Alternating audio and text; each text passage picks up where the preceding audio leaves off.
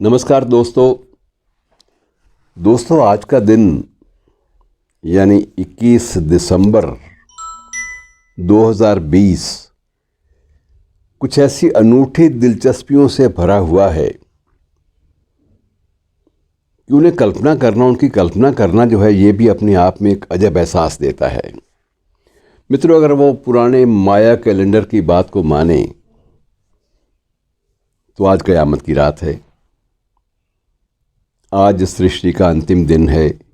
ये बात सोचना भी कितना बड़ा एक तूफ़ान हमारे जहन में पैदा करती है, आप इस बात का अंदाज़ा लगाइए। मैं आपको जो कह रहा हूँ मैं अपनी तरफ से कुछ भी बनाकर नहीं कह रहा, और ना ही मैं आपको बिल्कुल ये कहना चाहता हूँ कि आप इस बात पर यकीन करें। लेकिन ये वह एक तथ्य है, ये सत्य है या नहीं है मुझे नहीं पता, क्योंकि हम लोग तो ये मानते आए हैं कि ब्रह्म सत्यम जगत मिथ्या। हमने आरंभ से ये माना है कि ये सृष्टि ये नाशवान है, ये शरीर भी नाशवान है। हमने नश्वरता का ज़्यादा प्रचार किया है और हमने माना है कि ब्रह्म सत्य है और जगत मिथ्या है। माया महा ठगिनी हम जानी, कबीर दास भी कह गए। लेकिन माया कैलेंडर बड़ा चर्चित रहा है मित्रों। कैलेंडर्स में बहुत सारे कैलेंडर्स की चर्चा होती है। ग्रेगोरियन कैलेंडर भी है, जूलियन कैलेंडर भी है, माया कैलेंडर भी है, हमारा विक्रमी संवत भी है।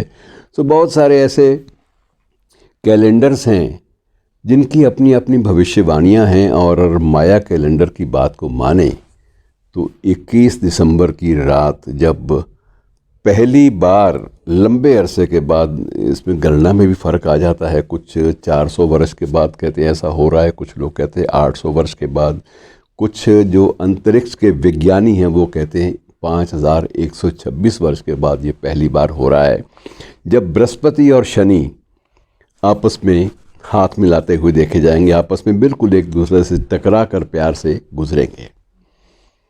और ये जो अंतरिक्ष विज्ञान वाले हैं ये इस खबर को, इनके इस कंजंक्शन को बड़ी दिलचस्पी से दुनिया भर में देख रहे हैं। और आज रात जितने भी अंतरिक्ष केंद्र हैं मित्रों, वो अपनी अपनी दूरबीन्स लगा के अपना अपना बहुत कुछ करके उसके बाद उसको देखेंगे, इस घटना को। एक ऐसी घटना जो कहा जाता है कि ज़िंदगी में कोई भी इंसान एक बार देख सकता है। आफ्टर ऑल कितनी उम्र है आदमी की, एवरेज जितनी भी औसत आप उम्र लगाएं, औसत उम्र में ये अवसर 2 बार नहीं आता। और माना ये जाता है कि अगर उन कैलेंडर्स की बात पर विश्वास करें तो पहली जो रीडिंग आई थी उनकी रीडिंग जो है बहुत सारे डीकोड करनी पड़ती हैं, बहुत सारी चीज़ों को, उनके रहस्यों की परतों को खोलना पड़ता है। एक परत ये खुली थी कि ये एक्चुअली 2012 था, और दूसरी परत अब सामने आई है कि 2012 तो नहीं था, ये 2020 ही था। अगर 2020 को माने तो आज की रात क़यामत की रात है। और क़यामत की रात को क्या होता है मित्रों, आप सब जानते हैं, मुझे बताने की ज़रूरत नहीं है। वो क़यामत कह लेते हैं इस्लाम में, और हम लोग उसी को ही प्रलय की रात कह लेते हैं। लेकिन मानसिक रूप से ये बड़ी उद्वेलित करती है कि क्या हम ऐसे किसी प्रलय के लिए तैयार हैं कि हम क़यामत की रात के लिए तैयार हैं। मित्रों आप सोचिए, बड़ा दिलचस्प है मरकज़, क्योंकि ये एक विज्ञान का एक तथ्य है कि आज कंजंक्शन होना है और उसकी रीडिंग को, उसके अध्ययन को अलग अलग रूपों में प्रस्तुत किया जा रहा है। माया कैलेंडर रख दे रहा है, हमारे कैलेंडर से अलग दे रहे हैं। ज्योतिष के जो शास्त्री हैं वो भी इसको बड़ी गौर से, बड़ी रुचि के साथ देख रहे हैं। लेकिन हमारे भारतीय ज्योतिष विज्ञान ने ऐसा अभी कोई भी उल्लेख नहीं किया कि आज की रात प्रलय की रात है। लेकिन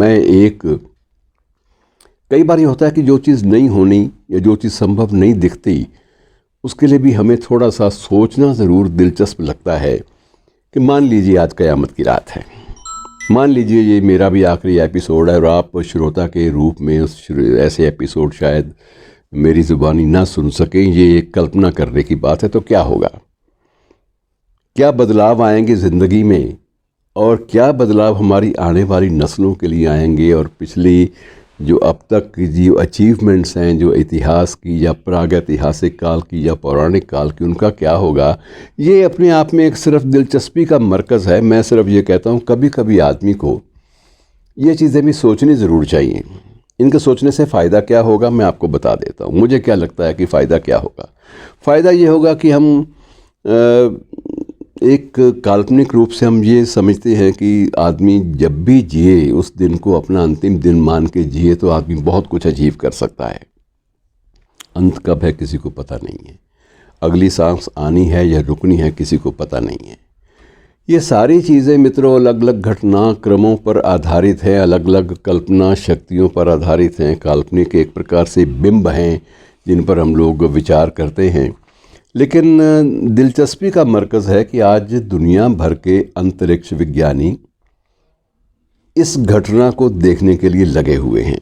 और गूगल कभी कभी डूडल बनाता है। डूडल इसलिए बनाता है कि वो समझता है कि बहुत महत्वपूर्ण बात है तो उसको अपने डूडल के ज़रिए उसको विशेष उसका उल्लेख करता है। तो आज भी गूगल ने भी अपना डूडल बनाया है और वो डूडल बृहस्पति और शनि का जो कंजंक्शन है, आज जो मिलन है, उस पर केंद्रित है।